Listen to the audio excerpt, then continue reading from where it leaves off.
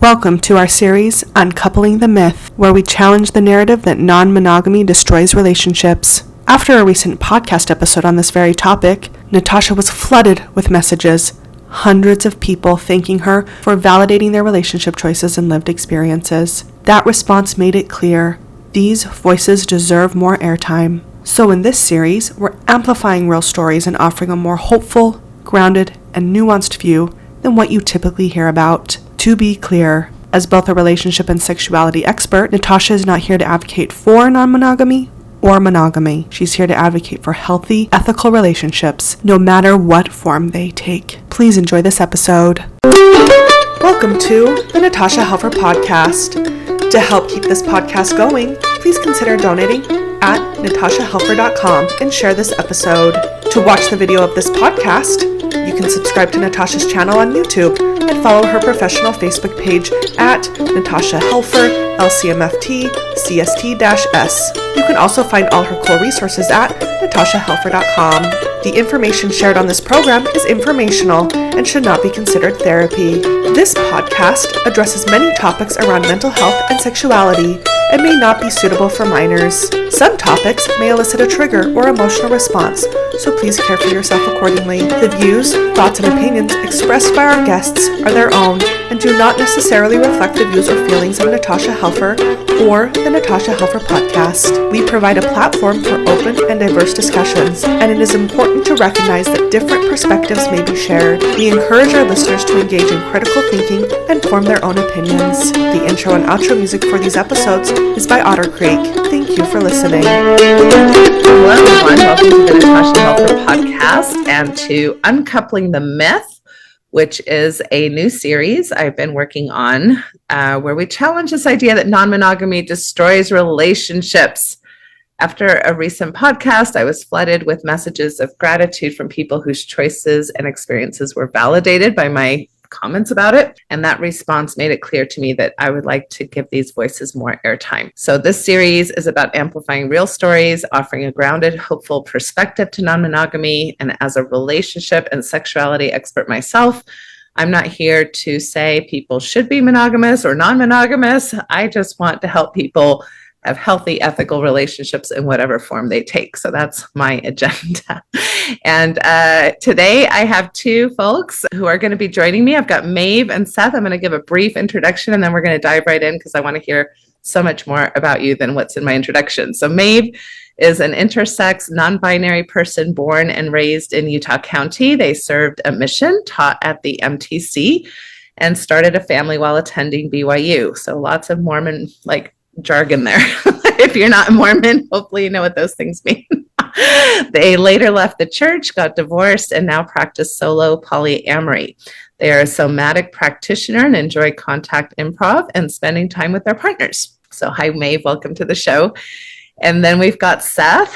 Seth was adopted and raised in the Mormon faith, married shortly after serving a mission, and is raising 4 children with his wife of 24 years. He is an artist, a project manager, and works with clients using somatic and creative practices to help them create lives filled with personal meaning. Seth and his wife have left the Mormon faith and are now both practicing polyamory to enrich their marriage and individual lives. Welcome to the show, Seth. Yeah, thanks. Okay, well, let's dive in. First and foremost, let me ask you both a little bit about how you found out about me and what made you want to come on this series in particular and why you're here together. I want to hear all those details. So who wants to get us started? I can start. My first introduction to you, Natasha, actually was the podcast with Jennifer Finlayson Fife 15 years ago on Mormon stories that that was actually the first time that I considered that I might not be a terrible person for masturbating. So I really appreciate that little nudge on my trajectory that came from you a long time ago. Thank you. Yeah. And so I knew of you from that. I think Seth is more acquainted with how we both got here today. With how we both got here? Oh, yeah. You were important for, my faith transition also. The excommunication was like the second to last nail in my coffin, right there at the end. And, you had a really big impact on my wife also. And then we took your support, where we were part of one of your, what do you call them? The support groups for ethical non-monogamy. Oh yeah, my Navigating Ethical Non-Monogamy Thank you. Educational Support Group. Yes. So we participated in one of those, and it was fantastic. And then saw, the call that you put out for people who were willing to talk about their experience. And Maeve, why are we here together? That's a good question. Because it's more fun. I think we were sitting in your kitchen talking about you going on this, and then somehow the idea came up of like, what if two people who have similar kind of ideological stances on non-monogamy, but really different applications, you as a married person opening up the marriage and me as a solo poly person, we thought that could be like an interesting sort of comparison. Yeah, and still very aligned on values and ethics and ideals and how we do this. Mm-hmm. Okay, that's perfect. So you're good friends. You've known each other for a while. Mm-hmm. You find yourself in the post-Mormon space, which is already kind of tender. We've been through a lot to get there. Yeah. And then also you're finding yourself in this non-monogamous space. And I love it. I love that you came on together. Let's have a great chat. Okay. So is there anything that I missed from either one of your bios that you'd want to share more about yourselves or your story, or what do you do for a living or anything like that I want to just make sure I give you time for that?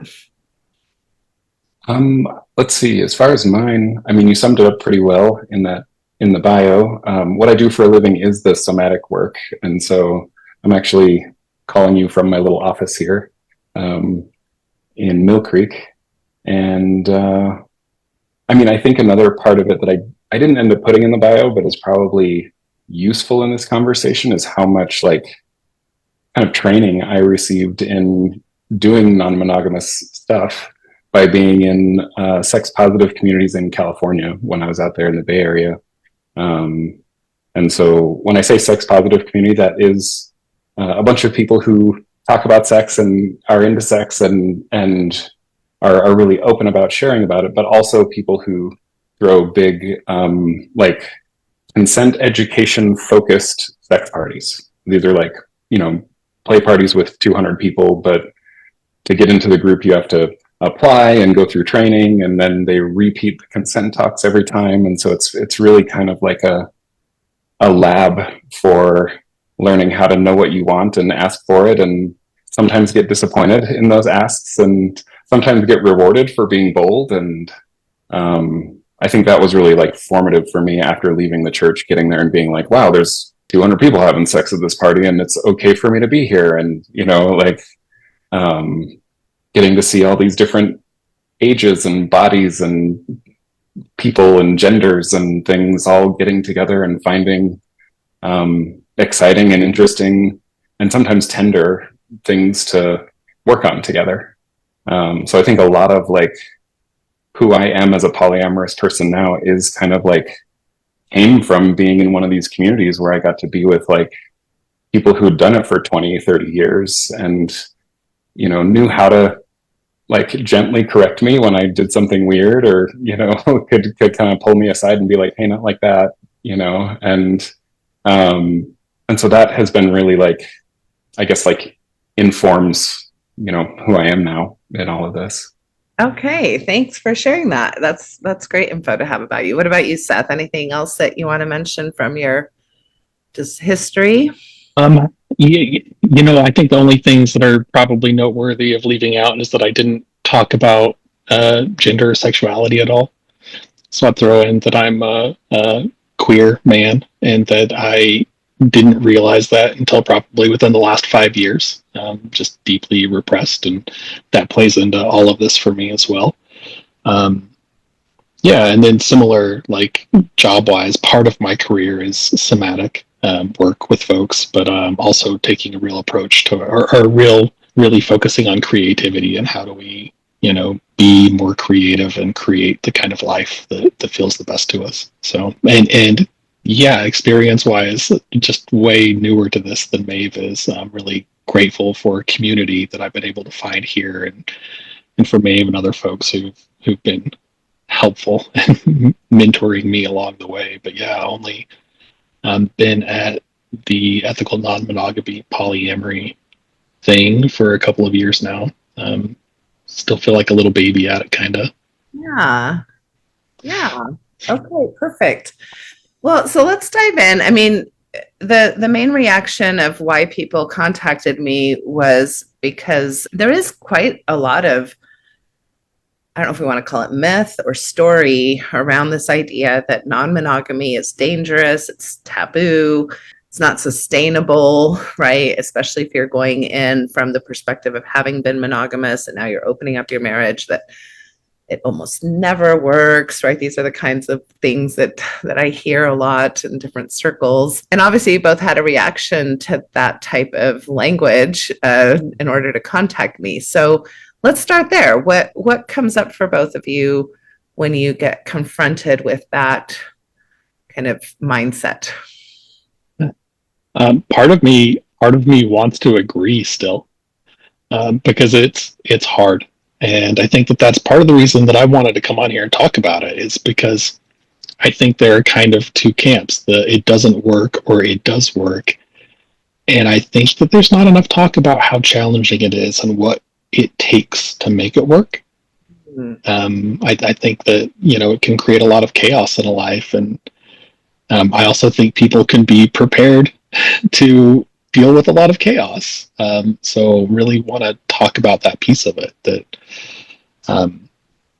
it's doable and there are beautiful things that come out of it, but it's also a lot of work. Yeah. Okay. I really like that perspective of, let's get away from the binary of it does or it doesn't, and let's get more in the complicated kind of messiness of, like, we're all dealing with. What about you, Maeve? I think when I hear somebody say it never works, I want to know what works means. Yeah. I think, like, I'm not trying to open up a marriage the way, Seth and probably a lot of your listeners are. But I end up dating a lot of people that are in that situation. And sometimes I watch and see, like, oh, wow, it seems like, I've known a few people who, like, they open up their marriage, they both meet new partners, they end up deciding they want to go more with those partners, and they end up closing their relationship after that. And I'm like, oh, for them, polyamory was kind of like a gentler stepping stone toward realigning their relationships that needed to get realigned. And even though that's a disappointment to me as kind of a lifelong solo poly person, I have to think of that as like a success for those people. Like it did something good for them. I think that it does tend to shake up relationships and change things and drive change. And I think in many cases, the relationships that end because of polyamory, were kind of on their way to ending by some other means. And I think sometimes people do, dive in quick and stir up a lot, and their nervous systems aren't really prepared to stir up as much as they stir. And that can cause pretty big challenges and ruptures and sometimes endings of the relationships they started with. And so I think there is kind of a thing of, like, it depends on how you do it. And it also depends on what works ends up meaning for you. I think if it ends a marriage, that might be considered working. Yeah. And if it doesn't, that also might be considered working. So, like, there are kind of a lot of ways to look at it. I do think my relationships have become more sustainable doing polyamory than not. Mostly because I find that, like, suddenly now a desire or something that I realize that I want, as I'm, like, maybe I'm uncovering some kind of, like, kink activities that I want to participate in. And if you're in a monogamous relationship and your partner's discovering that stuff, it's dangerous.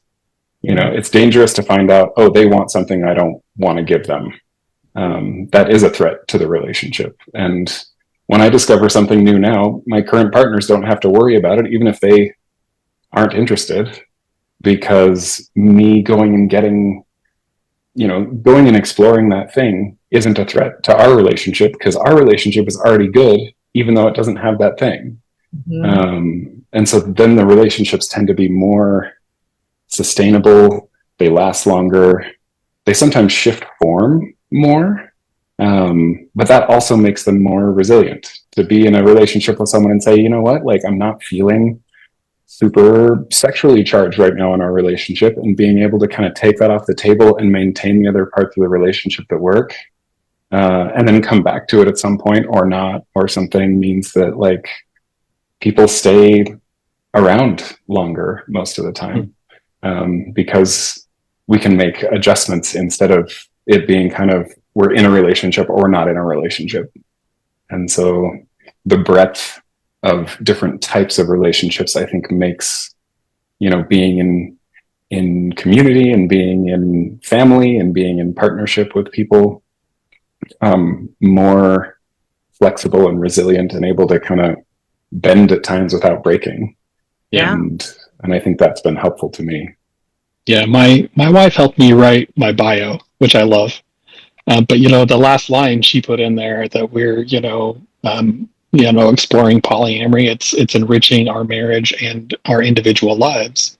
And I think that that's been so important. Like, we are more secure now individually, and that's actually enriched our marriage. Like, we are more complete people because of, that we can go and we can explore ourselves and we can be ourselves more fully. It's made our marriage much better. We both feel more open to change and more freedom to change together and to let our relationship change, which relationships are always changing. If you can do that with your, an openness and a curiosity, that can be a really beautiful thing and not a threat. Yeah, I want to really kind of dive a little deeper on both of these concepts about this idea of work and then this idea of like the me versus we, right? So I get really frustrated when the primary narrative is that marriage is always good, marriage should always survive, marriage is, the staying married, like the act of staying married is what's deemed successful in our society. Yeah.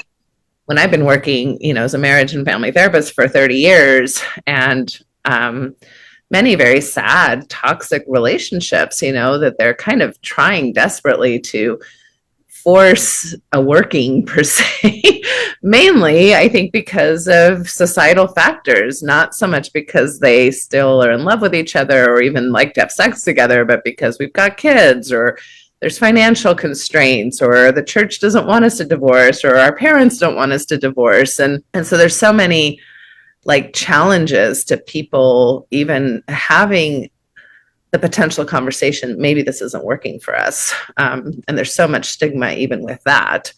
So I love that you brought up, like, how are we defining working, right? And that even when relationships end, that doesn't always mean it was a failure. Like, maybe that's the shift that had to happen for people to go forward, right, in healthier ways, apart from each other, especially when we're making some of these decisions very young, very dumb, and and in a different time frame, like especially if you're shifting dramatically your worldviews, like leaving your religious tradition, or so your mindset at 20 years old is very different maybe than your mindset at 45. And to your point, Seth, some of us don't even really understand our own sexuality, and we're already getting married, to somebody. And then the monogamous structure, it's so interesting because most of us in monogamy have things like friends. And if you don't like to go biking, well, I'll join my friends and I'll go biking, or if you don't like to quilt, I'll join my friends and I'll go quilting, right? And we don't have a big fit, even in monogamous marriages, that there are interests or things that we want to experience, and maybe you're not the one I'm going to experience everything with. But boy, when it comes to sex, right, the act of sexuality, that's where it gets very, very constrained. And these two people are the only two people. And you can't, if you're even in more traditional worldviews, you can't even use yourself as an outlet, right? It has to be the other person. You can't even masturbate or have fantasy by yourself. And so your partner is now in that pressure cooker of either wanting to do the things one wants to do, or feeling pressured to do the things that one wants to do, or feeling that I'm going to disappoint you or make you angry because I'm going to say no to the things that you want to do, right? And so it really kind of sets up people for some really big challenges between that autonomy that we all want, and that connection that we all want. I think most humans want both, right? I want to be my own individual, and I want to be deeply connected with several people in my life. So do you want to talk more about that? Especially, maybe Seth, you can go first this time with this idea of how did you and your wife manage some of those discussions about opening up? That's no small thing, coming from a lifelong Mormon marriage. Yeah. Well, one of the things that you said right at the end there, I think, is super important about wanting both. And I think that this was really key for us, is that we had acknowledged that kind of complexity, right? And that we were doing kind of our personal work to allow ourselves to become more complex, right? I usually do want two things, and they often do contradict. And really, if I'm honest, I usually want even more than that, like 8 or 9 things that contradict, right? So I mean, what's that? Sorry. 15 things. 15 things, yeah. Be more complex. Yeah, let's get creative with it, right? But luckily we had been doing that kind of personal work and work in our relationship to embrace that complexity and those kinds of changes, to understand that that's who people are, and letting ourselves do that. So when the conversation started to come up, I think we were kind of primed for, oh yeah, we can want these things. And then it's a matter of confronting the insecurities and the core wounds and the beliefs that are, very much a part of us too, that are part of our identities that we have taken on and identify with. But, able to talk openly about what was happening, to hold each other through those things, and to support each other through those things, and to let ourselves feel bad, even though what we were doing was in line with what we wanted to do. It was in line with what we wanted philosophically. Letting ourselves get accustomed to being a new way, and doing that together. Am I answering your question? I mean, one further up question, and then I have something I want to ask Maeve too, is when you say, okay, we had to really challenge our own identities and our own beliefs, what are some of the things that you found yourself having to really, like, yes, I want this, I want to try it, and it's exciting, but I also have to challenge something in me? Oh, well, I intellectually very much don't believe that one person can fulfill all of another person's needs. It just doesn't make sense to me. Yeah. And, deeply identify with, mononormative ideas that one person needs to be my everything. I've been telling myself that story, and I've been telling myself that story about me and my partner since we were teenagers. It's a deep part of my identity, one that I actually kind of like. So really, to challenge that, it's disruptive. It hurts. Also for my personal flavor of attachment wounding and insecurities. I have a deep belief that everyone, when they really get to know me, they're going to leave. So really being able to confront that, and to stay with it, and to be open about it, to even communicate that to her, which is hard for me to, be honest about it at first, oh, if she sees that, she's going to leave, right? It's built in to the insecurity that I can't even really share about it. So being able to challenge, very deep attachment wounds, that all of my strategies, all of the way I show up is kind of built around those. It really takes a lot to stay with that, and to, challenge your very identity. I'm going to be somebody new. So believing that we change, that was my worldview. Okay, I'm going to stick with this. I'm going to go through the pain. I think there's something on the other side. I'm going to have some faith in that.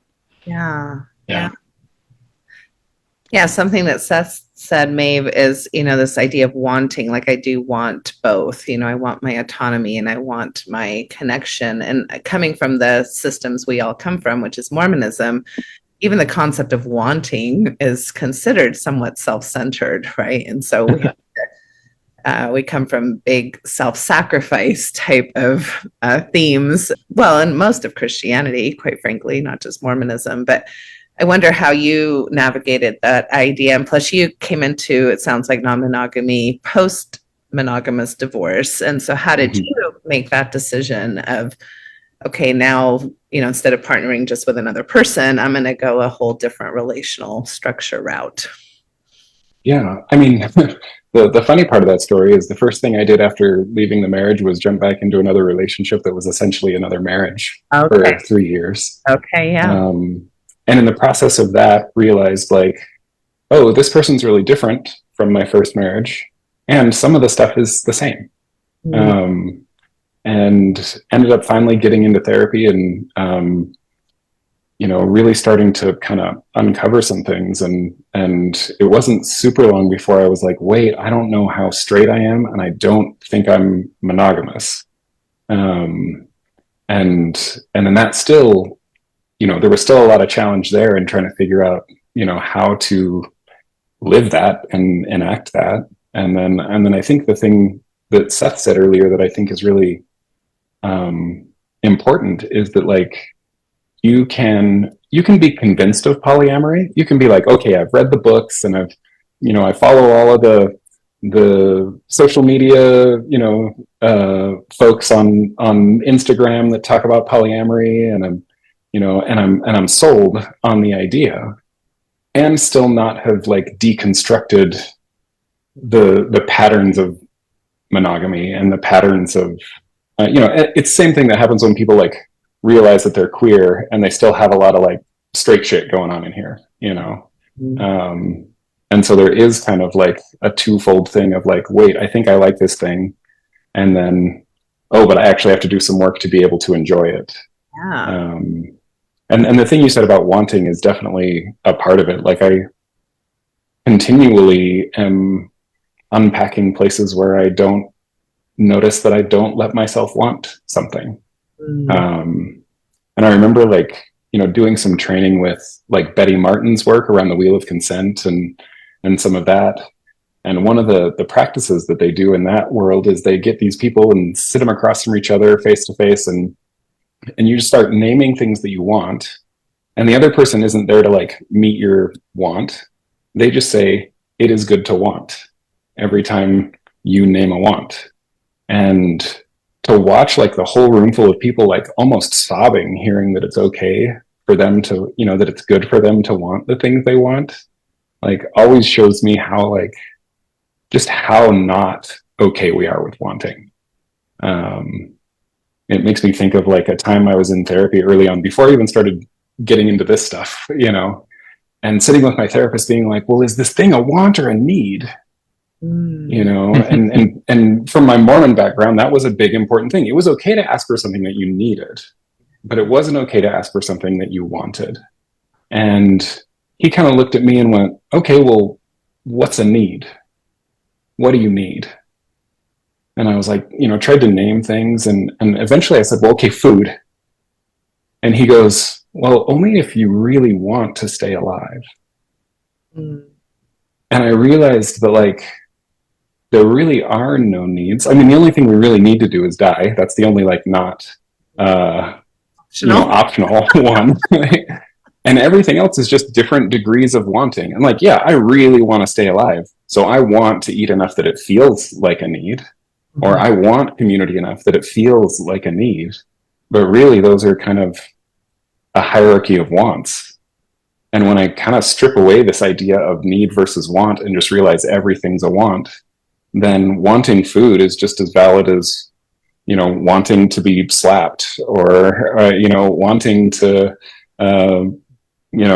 have sex with 3 people at once or any of those kind of things. Like, yeah, they're different degrees, and one hits me with more urgency, if I haven't had it recently. But they're not really different in quality necessarily. They're just different in the degree of wanting. And when I could, what's that? Go ahead. Oh, I was just gonna say, and when I could pull that apart and just realized everything's a want, then I wasn't fumbling around trying to figure out, well, do I need this or do I want it? I just could want it all. Yeah. What were you going to say, Seth? Oh, just that, like, our wants show us who we are and what we need to grow. We're living and we grow, we change. And the wants show us where those areas we can grow are, They're our needs. That's what we need to just be a living thing. Yeah. Yeah, and as you're both talking, I'm just thinking, even personally, I mean, every time I'm in spaces, especially lifestyle spaces or whatever, this idea of wanting, boy, it has not percolated through my body yet. I always say there's that intellectual shift, right? We can make an intellectual shift, kind of like what you were talking about, Maeve. Okay, like, I'm queer, or Seth, it's like, oh, we want to open up our relationship. Okay, that's an intellectual shift. But then when you step into that space, then your whole system is kind of coming up with all kinds of somatic responses to that, which may not align yet with the intellectual shift you made, right? Which is, I always give the classic example of somebody who is basically masturbating with the self-permission for the first time post-religious transition. And they'll tell me oftentimes, I did it. I felt awful afterwards. I cried afterwards. I felt guilty. I felt shame. And of course, the religious narrative that is still inside there, what does that mean then? See, you're doing something wrong. And that's why you're having that response. And that's supposed to bring you back to, being part of the fold. When in reality, it's just, that's what deconstruction takes, right? It takes that desensitization to having been taught certain structures that are so deeply wound with our sense of value of our own worth, right? So, and that's where I think a lot of these, commentary and critiques about open relationships as based on fear and not being worthy, not being godly, whatever those things are. I'm sure you've heard them all. So now you're both using the term polyamory. So I just want for the audience to just kind of clarify. I typically use the term non-monogamy because that's the wide umbrella for all different kinds of non-monogamy. It sounds like both Maeve and Seth, you are identifying as polyamorous, which then that means that you're in relationships where you are emotionally connected, romantically connected, sexually connected. Usually that's what that means. Do you want to say anything about styles or what you're, go ahead, Maeve. Yeah, I think my only kind of addendum to that is that solo polyamory for me takes on a lot of flavor of like relationship anarchy. And so when you say, oh yeah, so that if you're doing polyamory, that means you want deeper connection and romantic, parts of the relationships too. And I say to that sometimes. Like I have some connections where it's more of like an attachment based, what most people would call like a romantic relationship. There's depth and consideration, and we text each other every day, and the kind of stuff you'd expect there. And then I have some connections where it's more of like just sex, or even just one particular piece of like kink that we're exploring together that we have an interest in, or it's someone that I have a sexual relationship and also some kind of collaborative partnership with. And so the most of our relationship is working on a project that, also can be sexy or can have sex connected to it.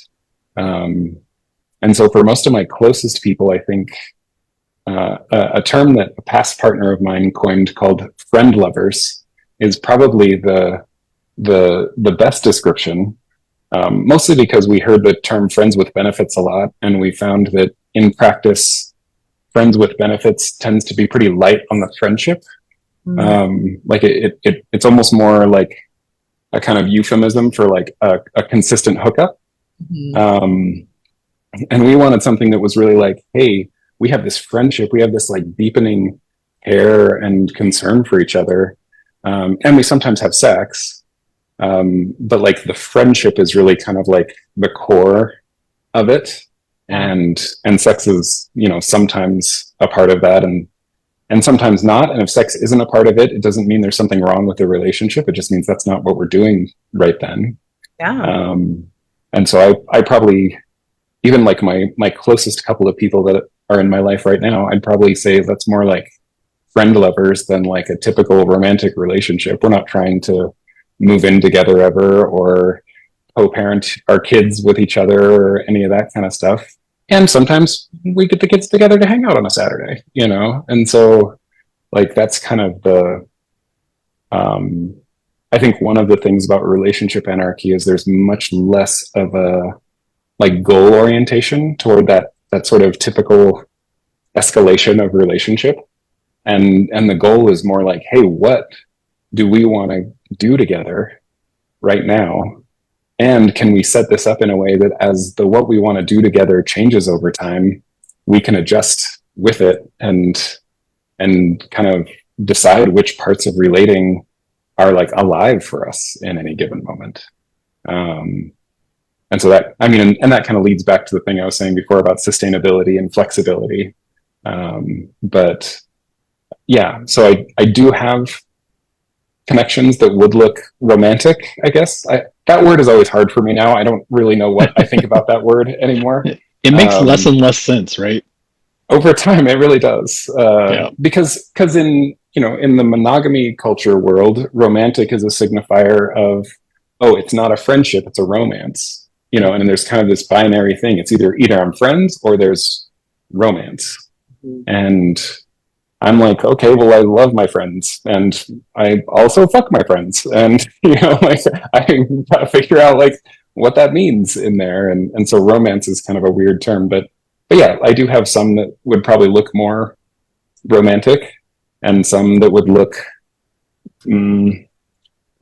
like things that are kind of foreign to a person that's only done monogamy culture. They'd be like, wait, you have a relationship where you only get together and do that? I'm like, yeah, isn't it great? Like, that's the thing we overlap on, and everything else is kind of like, not really a fit.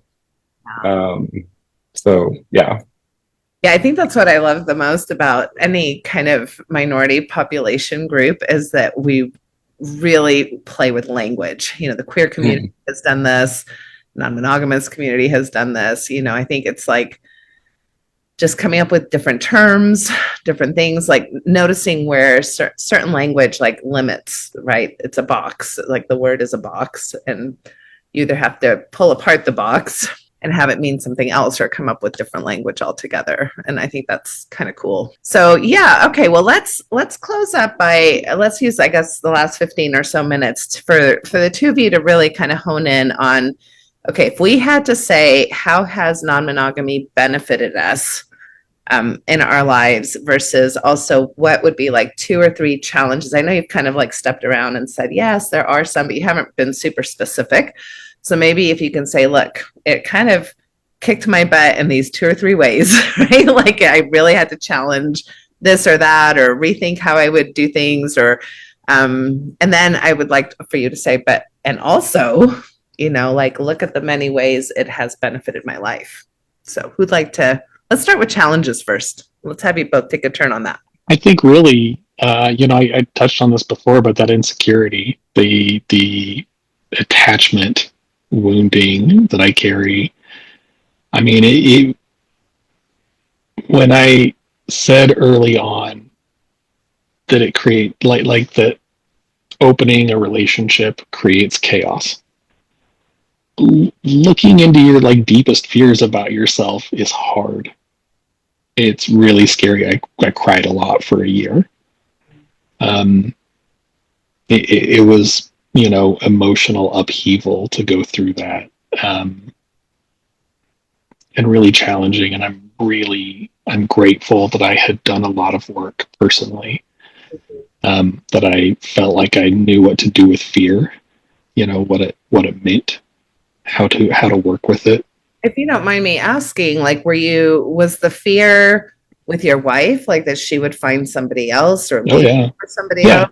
Was the fear that you would be rejected by people you would approach and try to be in relationship with? Like, was it all? Yeah. Was it everything? All of those. Yeah, everything. I'm a very fearful person, I guess. But specifically, like I have a relationship that I really love that gives me a lot of meaning. We have a family, we have a life that we've built together. We worked really hard to build that life. It felt like, to lose all of that would be awful. To lose this person that I did it all with would be awful. We've been through some really challenging things together. We've lost people together. We've done all of that, and to lose that would be, I think, still would feel awful. It would have felt awful. And also, really looking through that and saying, oh, well, I think I also have to choose me, not just us. Like, is there any way that us, that we can work if I am not really me, if I don't really choose me? Wow, yeah, that's a big one. I think that's what a lot of people are doing in traditional marriage, sadly, is ignoring the me. Yeah. Like looking at that insecurity and looking at what's really underneath it and then challenging it. I think that if I could just jump into what I gained, I have confidence now. I have confidence in our relationship, I have confidence that my wife is really choosing to be with me and not just the image of me that I am, showing her. Yeah. And that changes everything for you. The other people around me, my friend lovers, and I'm mad that I've never heard you say that before, because it's perfect. It describes everything that I want. They see me too. Like, more people see me. I have more community than I ever had, and it feels really good. I feel confident to be me now. And I don't think I did before. Okay. So it was worth facing those insecurities. It was worth the tears and the anguish. Yeah. And it is.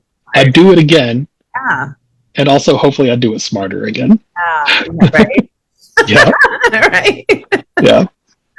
Yeah, no, I really appreciate that. I think there's so many things that I benefit too from opening up and also still dealing with the old scripts. And so especially when I'm in my position where I'm like, well, I'm a teacher, I'm an educator, I have done my homework, I know all the things. And I'm like, really, body, this is where we're going to go. But it's just very human, right? When I think one of the things I really want to push in so many of these episodes is that it's not so much that non-monogamy is chaos or that it is destructive. It's that we have not been role modeled this. Mm-hmm. We live in a very tight community where monogamy has all the privilege, all the rights, all the love songs, all the movies, right? All the religious folks. So to really step away from not just the societal structure, but to step away from some of those belief systems that I should be the most special one. I should be the one that somebody only wants to have sex with me only. Like those kinds of scripts are so baked into us that even when we dismantle them, they still create some of this chaos that you're describing so well, that emotional control. But if I can, go ahead. If I can add, like, I think that's, if I were to do it again, the thing I hope that I would do better at is being more compassionate with myself. All of those issues, all of those problems, all the challenges were real. And I wish I would have, been a little bit more tender with myself, because all of those parts were valid, right? Like the teenage part of me that never, dated and never, explored sexually, that truly does want some chaos, like that that part needs it, you know. And also there's the part of me that has a family and like is trying to grow multiple careers, and there's the wounded little child part of me, and I wish I would have, you know, if I did it again, I'd hope that I would hold all of those parts of me and try to find what works for all of them. That's beautiful. I love that. That's great advice, everybody. Okay. Maeve, what about you? What would you say were the biggest challenges? I know your situation was different. You didn't necessarily have another person to negotiate all this with as a primary partner, but I'm sure you still felt challenges. Yeah, I think for me, the biggest challenge, I think that's the biggest. It's at least among the biggest, top three at least, but probably the biggest, is the big challenge that I faced in monogamous relationships. And that is the not thinking enough about me, and the not, and the kind of like, growing up in the church and being raised a man, we're told we're supposed to kind of sacrifice everything to provide and protect and all those things. And women are told to sacrifice everything in a different way, but it's still this total self-sacrifice for the other and for the unit and everything else. And so, yeah, to my great displeasure, that didn't just disappear when I decided to be polyamorous. It just meant that I was kind of, and still, I'm still working on it, self-sacrificing in ways that just showed up differently in polyamory because I was doing it either for one person and we were, polyamorous kind of in name only and didn't really break out of that, or places where I was self-sacrificing with more than one person, and that becomes really unsustainable really quick if you don't do that. And so I think that's been kind of like my one big challenge, is that like whatever things are kind of hard for you in relationships and monogamy, like they don't just disappear when you start doing it with more than one person. You mostly are starting to get like the same feedback from multiple partners telling you what you need to look at. And I think that can be helpful, because then I'm like, okay, I know this isn't their problem. If both of them are saying, hey, like in the same week, I'm getting the same feedback from both partners. I'm like, okay, I got to go to therapy about this because that's not a you problem, clearly.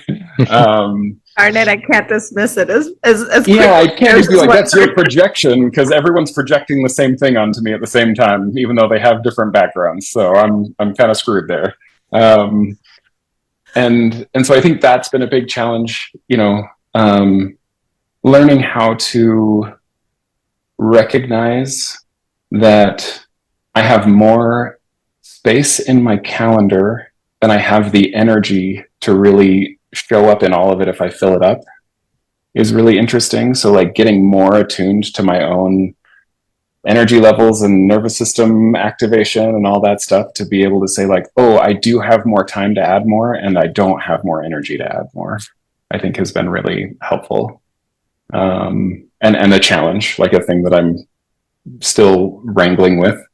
I'm trying to think of what else. Oh, and then I think the other challenge that I think is part of this like me-we thing that we're talking about is like learning how to be okay with when I'm acting in alignment with the values that I've expressed to people, and being like really in integrity and in alignment. Other people can still feel hurt by my choices, and that someone else feeling hurt or feeling uncomfortable or being mad at me or whatever else doesn't always mean that I've done something wrong. And growing up in the church, like, my knee-jerk response is always that I've done something wrong. Like that's clearly if anything is bad in the world, it's because I've done something wrong, right? And so that's been an interesting thing, to be able to sit with my own discomfort at someone else being mad at me for doing the thing I said I would do.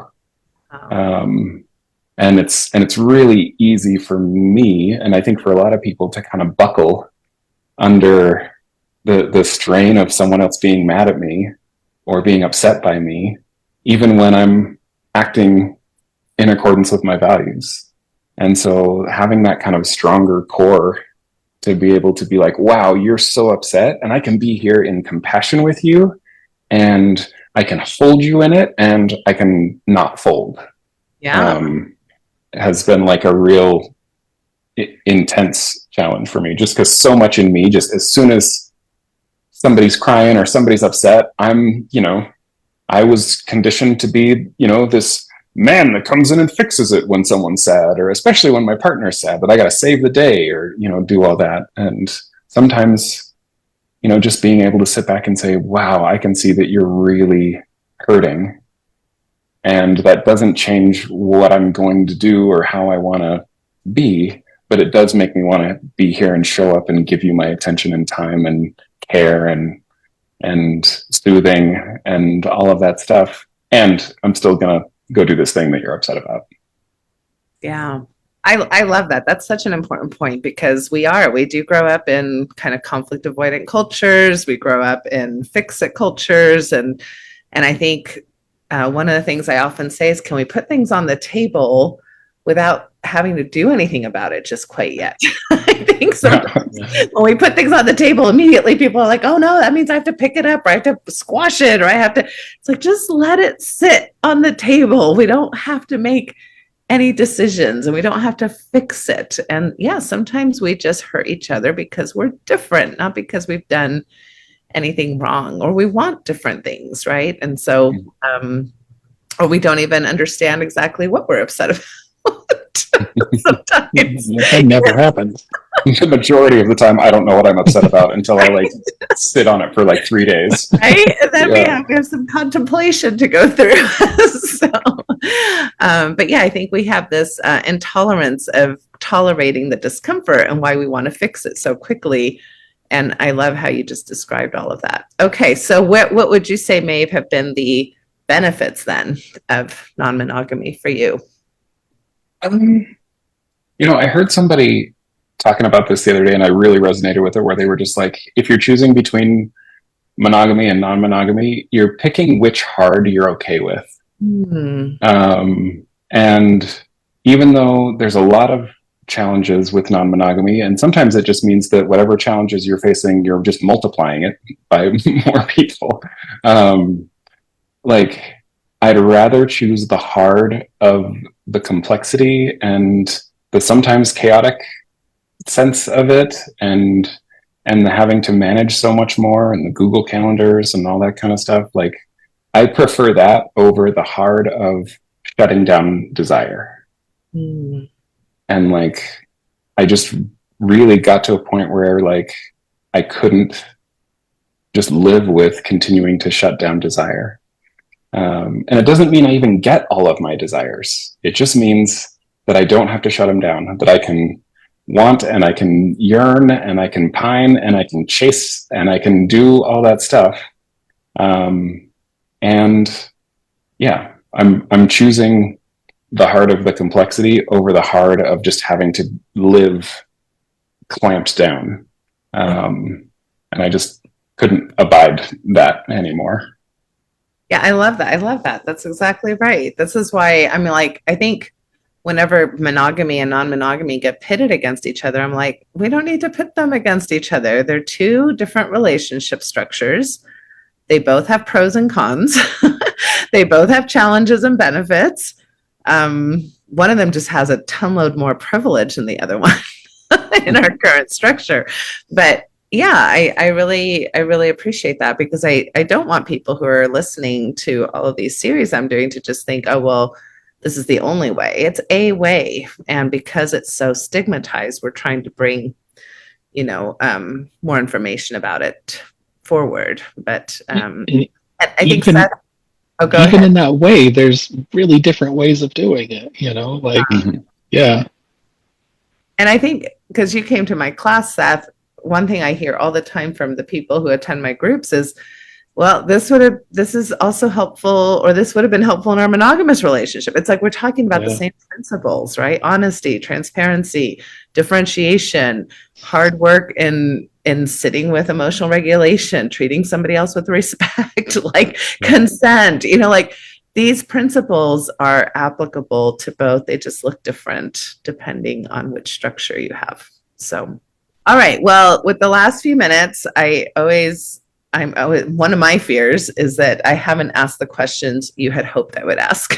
So I always say, okay, is there something that you were just dying to say or really want to make a last point that you were hoping that you'd get a message across today that I haven't quite helped you get your point across? Or final words or whatever. Got anything? I mean, this is true of polyamory and of everything else, I guess. But like, it's really, really rare that I see anybody regret going slower. Mm. Like, it's almost always the answer to slow down. And not every case. Like, there's some cases where people just really do just need to get up and sometimes just get the fuck out, you know? But like most of the time, I think going slow is really useful. And I think that, you know, a thing that you said earlier about us not really having, you know, models for this. I think, you know, one of the greatest benefits to my trajectory on this was getting a lot of modeling from people who had more experience and had done a lot of that. And it didn't mean that they still didn't have complexity and chaos and all that, but it just gave me like a sense of like, oh, this is what it feels like to be around it. And so I think to the degree that people can, you know, find other folks that have more experience and can like connect to communities of practice where people are like holding each other accountable and doing that kind of stuff, like that can be really, really valuable. And I'll also say that like one of the more dangerous things about starting out is you meet someone who says they're a lot more experienced or that, you know, has been doing it forever or whatever. And they, you know, there can be kind of a power thing that happens there where it's like, I'm going to show you how to do it. And then folks can kind of take advantage. And so I think like trying to find people who have more experience can be really useful, and saying, oh, they know better than me because they have more experience is really dangerous. And so I typically tell people that want to look into it and are trying to find new partners, you know, my standard for trust, and I kind of like, I've come to the point where like I enter a relationship assuming not trust until someone has gained my trust, rather than assuming trust until they've broken it, right? But the one thing that establishes trust over everything else is how do they show up and how do they give me feedback when they're hurting, and how do they respond to my feedback when I'm hurting? And I feel like I'm always a little standoffish until I've gotten to see like, okay, how do you show up when I'm saying, hey, you've hurt me here? And how do you show up when you're saying that I have? And once I start to see that, then I start feeling pretty cozy with people. But up until then, I'm kind of like I'm kind of keeping some distance until I've seen, you know, how do you fight? You know, like, and like that, you know, kind of making that switch and realizing like starting with no trust and letting it build instead of starting with trust and letting it break, has really shifted like how chaotic my life feels. Like it just feels like it's smoothed out so much, just adjusting that little way that I assess for trust, and has been really useful. Yeah, I love that. I usually say, especially in new relationship energy, I'm like, don't trust anything. I trust the pleasure, have fun.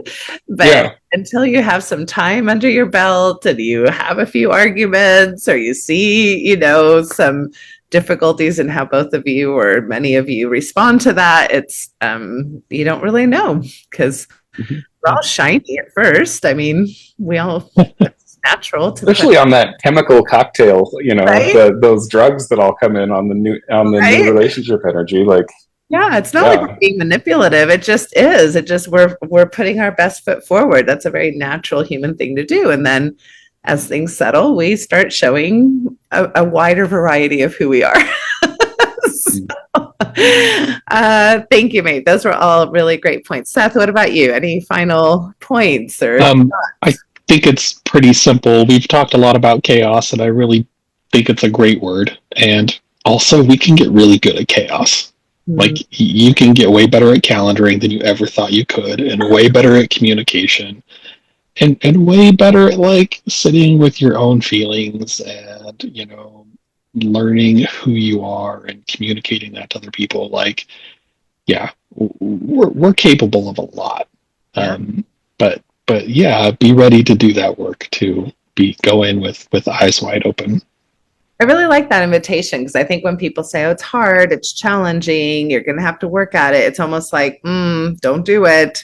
Or people hear, well, I don't want to do it. But just because something is hard or challenging doesn't mean it isn't worthwhile. I had this realization early on, and it was kind of related to opening up, and it was kind of related to a lot of other things in life. But there is nothing I have in my life that I really value that didn't really challenge me. Oh. I can't think of any. I can't think of a single thing that was just easy and I really value it. So maybe other people have those. Maybe that's just me. But that's just me. Like, I'm gonna say yes to the challenges, because meaning comes out of them. Yeah, no, I agree with that wholeheartedly. In fact, one of the things, especially when we're talking about sexuality, a lot of people are like, oh, I just want it to be organic. I want it to be natural. And I'm like, the only thing I know that's organic is whatever's happening in your compost pile. It's like, we'll do some of that. Most things that are worthwhile take effort, take commitment, take stretching, and growing towards something. And kind of stink sometimes. And it kind of stinks sometimes. That's right. Exactly. So, yeah. Well, thank you so much for coming on. I know I just want to say, like, for everyone who's taking me up on this invitation, I don't think it's a small thing to be on a podcast talking about open relationships in our current cultural climate. And so I really appreciate the courage and the willingness to just be open about things that are happening. There's many in the community of non-monogamy, but sometimes when it's underground, people just don't know. So as people get to know different voices and different thoughts about it, hopefully it becomes more, at least normalized, accepted. So thank you so much for coming on. I really appreciate it. Yeah, thank you. Welcome. All right. Take care of yourselves. Bye-bye. Okay. Bye. Thank you for listening to the Natasha Helfer podcast. To help keep this podcast going, please consider donating at natashahelfer.com and share this episode. To watch the video of this podcast, you can subscribe to Natasha's channel on YouTube and follow her professional Facebook page at Natasha Helfer, LCMFT, CST-S. You can also find all her cool resources at natashahelfer.com. The information shared on this program is informational and should not be considered therapy. This podcast addresses many topics around mental health and sexuality and may not be suitable for minors. Some topics may elicit a trigger or emotional response, so please care for yourself accordingly. The views, thoughts, and opinions expressed by our guests are their own and do not necessarily reflect the views or feelings of Natasha Helfer or the Natasha Helfer podcast. We provide a platform for open and diverse discussions, and it is important to recognize that different perspectives may be shared. We encourage our listeners to engage in critical thinking and form their own opinions. The intro and outro music for these episodes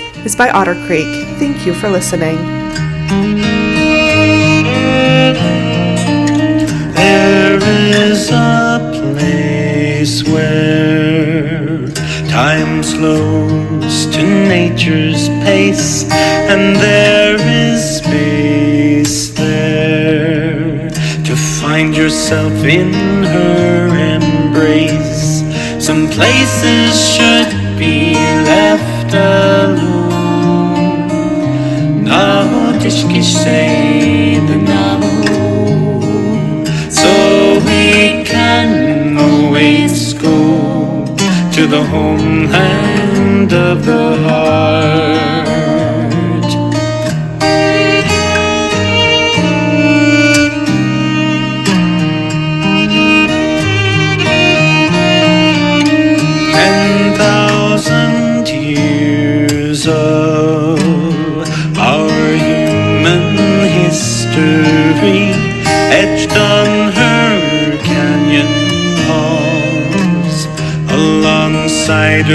mysteries. Some places should be left alone. Något geschehen alone. So we can always go to the homeland of the heart, to the homeland of the heart.